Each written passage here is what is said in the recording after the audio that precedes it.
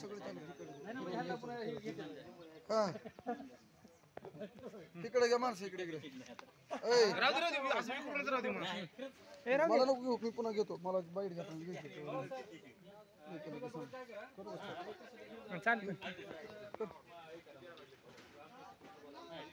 नमस्कार. आज आपण मुरुड या ठिकाणी अजित कांक्रिया यांच्या फार्म हाऊसवर आहोत. या ठिकाणी गुंज दिल्लीची एक सामाजिक संस्था आहे. या सामाजिक संस्थेचा असा उपक्रम आहे की मुरुड या गावात व धाराशिव या दोन्ही जिल्ह्यात 25,000 वृक्षारोपण त्यांचा निर्धार आहे. त्याच अनुषंगाने या ठिकाणी सर्व शेतकरी जमा झालेले आहेत आणि हे वृक्षारोपण गुंज या संस्थेच्या मार्फत होत आहे आणि हे विनामूल्य वृक्षारोपणाचं वाटप या ठिकाणी होत आहे. आपल्यासोबत काही शेतकरी आलेले आहेत. आपण त्यांना विचारूयात. सर, आपण कुठून आलात? वडगाव तालुका जिल्हा. आणि आपण किती झाडं नेणार आहात इथून? आणि हे झाडं नेऊन जोपासले पाहिजेत, जगले पाहिजेत, याची जबाबदारी कशा प्रकारे आपण घेणार आहोत?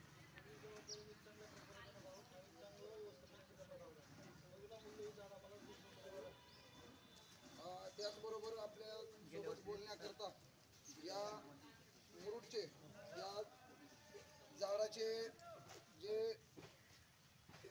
आपण त्यांना काय म्हणूयात वाटप करणारे जे इथले कार्यकर्ते आहेत, सामाजिक कार्यकर्ते अजित कांक्रिया, आपण त्यांना विचारूयात.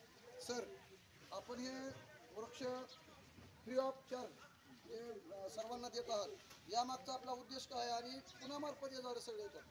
उद्देश सांगायचं झालं तर आपल्याला माहिती की आपल्या भागामध्ये एक तर पावसाचं प्रमाण दुष्काळग्रस्त भाग म्हणून आपला समजला जातो आणि हे किमान झाडाच्या माध्यमातून तरी हिरवगार निसर्ग आपल्याला दिसावा, पावसाचं प्रमाण वाढावं, हा आमचा उद्देश आहे. आणि हे झाडं द्यायचं तर सांगायचं झालं तर आपल्या सगळ्यांनाच माहिती आहे, आपल्या परिसरामध्ये गुंज संस्था गेली 4-5 वर्षापासून चांगले वेगवेगळ्या विषयाला आमचं काम करते. त्याच पद्धतीने आम्ही गेल्या वर्षी 25,000 झाडं आपल्या आसपासच्या परिसरामध्ये दिली होती आणि यावर्षी आम्ही आणखीन 25,000 झाडाचा प्लॅन केलेला आहे, जेणेकरून आणि हे झाडं द्यायचा उद्देश असा आहे फळझाडं किंवा या झाडाच्या माध्यमातून एक तर वृक्ष लागवड व्हावी, हरित बनावं आणि लोकांना ह्याचं उत्पन्न पण व्हावं काही ना काही, हा आमचा एक उद्देश आहे. ह्या उद्देशाला अनुसार आम्ही हे झाड वाटपाचा किंवा वृक्ष वाटपाचा आम्ही कायम ठेवलेला आहे. आणि ह्या झाड वाटपानं आम्ही लोकांना विना म्हणजे मोबदला काही घेत नाही, 1 रुपया पण घेत नाही, सगळं फ्री ऑफ कॉस्ट चालू आहे म्हणजे. आणि या झाडं वाटपानंतर हे झाडं जगली पाहिजेत, जिवंत राहिले पाहिजेत, याचा फॉलोअप आपण कसं घेणार आहात? हां, तर हे झाडं आम्ही घेऊन गेले तर आमचे कार्यकर्ते 2-3 ते कार्यकर्ते प्रत्येक शेतकऱ्याला व्हिजिट देणार आणि आम्ही कंटिन्यू 3 वर्ष झाडांचा फॉलोअप आम्ही घेणार. म्हणजे मग झाड आलं नाही आले तर आम्ही म्हणत की 10 झाडं नेली म्हणजे 10 झाडं जगली पाहिजेत. आमचा उद्देश आहे की 10 झाडं नेले तर किमान 8 तरी झाडं जगवावी. आणि आम्ही शेतकरी सुद्धा असे लोकांना सांगितले की या झाडाला पाणी व्यवस्थित घाला आणि जगवा. आपलं मूळ जसं जगवतो आपण तसं त्या झाडाला जगवून आम्ही केलेलं आहे. आणि जे लोक 100च्या वर झाडं लावतील त्या झाडाचं आम्ही जिओ टॅगिंग ऑनलाईन रिपोर्टिंग वगैरे करणार. आणि हे सर्व शेतकरी जे झाडं नेतात यांना यांच्याकडनं काय डॉक्युमेंट्स तुम्ही घेणार आहात आणि यांच्याकडनं काय तुम्ही कागदपत्र व्यवहार तुमचा काय आहे?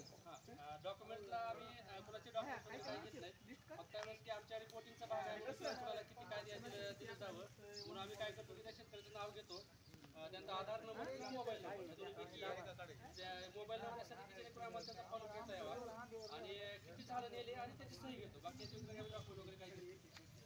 आपण पाहू शकाल या ठिकाणी काही विरूची झाडं आहेत. आपण कॅमेरामॅनला मी माझ्या सांगेन की कोणते कोणते झाड आहेत यांनी आपल्याला दाखवावं. हे पहा, हे सगळे विरूचे झाड आहेत.